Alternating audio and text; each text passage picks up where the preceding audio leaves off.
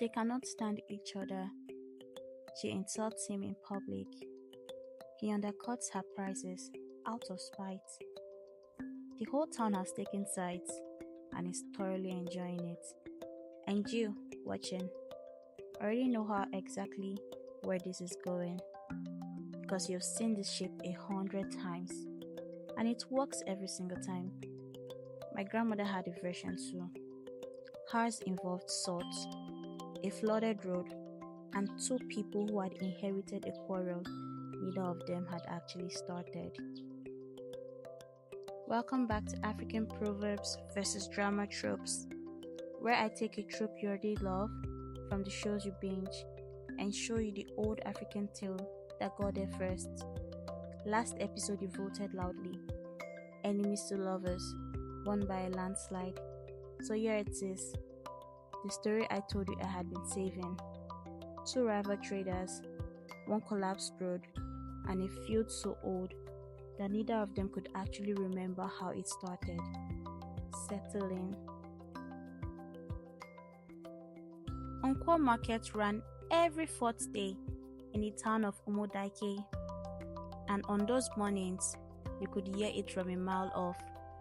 Yam sellers calling, goats objecting, children weaving between legs with trays of oranges on their heads, and in the middle of it all, in the best position in the whole market, the shaded lane where every buyer had to pass, stood two salt stores, directly facing each other, close enough that the two traders behind them could hear every single word the other one said, which was, as you can imagine, the entire problem. On the left stood Ijoma, 25, who had run her father's stall since he died 4 years earlier, and who could weigh salt by eye more accurately than most men could with a skill. On the right stood Emeka, 27, who had taken over his own father's stall 2 years before that, and who was, and this was the truly unforgivable part, extremely good at it as well. Two excellent traders, one shaded lane and a quarrel between their families, so old that both of them had simply inherited it the way you inherit a nose. And oh, they worked at it. If Emeka dropped his price by 2 cowries, Ijoma dropped hers by 3 before he had finished announcing it. If Ijoma called out that her salt was from the good northern flats, Emeka would remark gladly to nobody that some people's salt had more sand in it than salt. She once told a customer sweetly that she would not want to sell him anything he might regret, and then looked directly across the lane. He once let a goat loose near her display and swore for a full year it had been an accident. The rest of the market considered them free entertainment. So why do we love this so much? 25, 21, business proposal, fight for my own way, Queen of Tears. The Blinkering couple is one of the most reliable engines in all of drama. And here is the mechanic underneath it. Two people who argue are two people paying complete attention to each other. You cannot fight well with someone you have not studied. Every insult in that market lane was technically proof that each of them knew exactly what the other one was doing at all times. My grandmother put it more bluntly. She said, "Only a fool wastes that much energy on a person who does not matter." Here's the thing though, if you had stopped either of them mid-insults and asked why exactly does your family hate that family, neither could have given you a straight answer. Ijoma knew only that her father had told her on his deathbed never to trust an Anozie. Emeka knew only that his father had said that the Wonsu were thieves and left it at that. Something about a debt, something about a measure of salt 30 years ago. The quarrel had outlived every detail of itself, and both of them carried it forward faithfully, the way you carry a heavy basket someone handed you before you were old enough to refuse it. Then, in the middle of the dry season, the news came down the trade routes ahead of the traders themselves. The northern South Road, the only route their sort traveled, the one the caravans had used for generations, had collapsed. A whole hillside had come down after freak rains and taken half a mile of the path with it. No caravans, no salt. Not this season, and the messenger said grimly, quite possibly not the next. Every salt trader in 3 towns went very quiet. Ijoma and Emeka went quiet at exactly the same moment, on opposite sides of the same lane for exactly the same reason. Within 6 weeks, both stores were nearly bare. Ijoma sold the last of her father's reserve and watched the shaded lane empty of buyers who had no reason to come anymore. Emeka let his apprentice go, apologizing in a voice nobody had ever heard him use. They were, for the first time in their lives, in precisely identical trouble. And the truly maddening part, the part that Ijoma turned over furiously at night, was that there was one obvious way out of it, and it required the one thing on earth she was least willing to do. It was Mama Uzo, the oldest trader in Nkwo market, who said it out loud at the traders' meeting. There was a second route north, longer, harder, over the eastern hills, and a caravan master out of Kano named Bala, who would guide a party along it, but he would take a party, not a person. The cost of the guide, the pack animals, the salt itself, no single trader in Umoake could cover it alone. Too could. Mama Uzo looked at Ijoma, then she looked at Emeka. Then she said, with the serenity of a woman who has been waiting 30 years for this exact moment, well? And there it is, the trope that makes enemies to lovers actually function. First, proximity, because two people who dislike each other will simply avoid each other forever unless the plot physically refuses to let them. A stored elevator, a shared assignment, a fake marriage, a collapsed road, and one caravan going north. Writers put people in a box together because that is the only way the truth gets out. You cannot maintain a performance for 400 miles. Somewhere around day 9, you are simply going to be who you are. They negotiated like two countries signing a treaty after a war. Separate purses, separate swords, separately marked. Ijoma would handle the weighing because, as she pointed out, she was better at it. Emeka would handle the bargaining with Bala because, as he pointed out, she would start a second feud within a day. They would speak only about business. They would not, under any circumstances, discuss their fathers. They shook hands exactly once, briefly, both looking somewhere over the other's shoulder. And 9 days later, they left Umoake at dawn, with 4 pack animals and a silence you could have leaned a ladder against. The silence lasted about half a day. By the second evening, they were arguing about the correct way to load a donkey. By the fourth, they were arguing about whether Emeka's late father had genuinely invented the double-fold salt wrap or merely claimed to.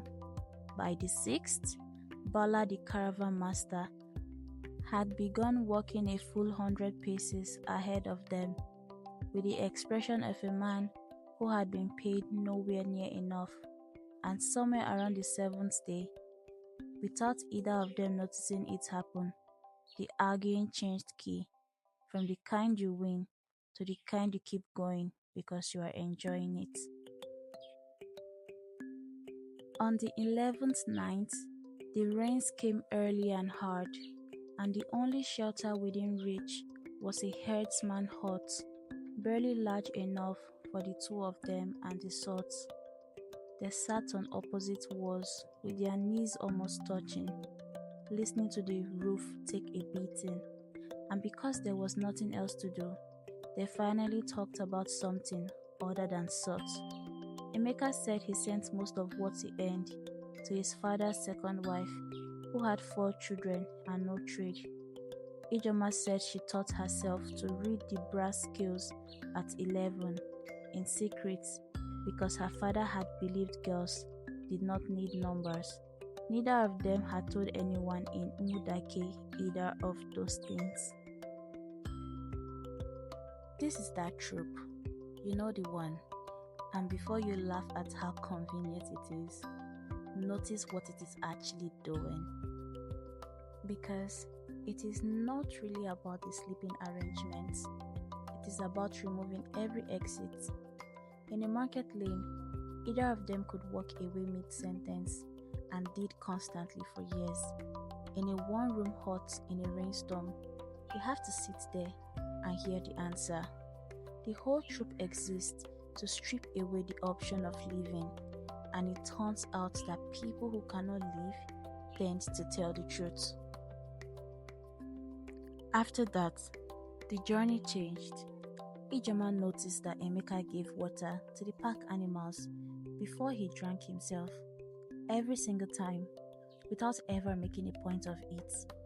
Emeka noticed that when they passed a village where children were begging, Ijoma quietly measured out salt she had already paid for and left it, and then lied about the count afterwards, so he would not think she was soft. They were, both of them, discovering the same inconvenient facts. The person they had spent years describing as a thief and a fraud simply did not exist.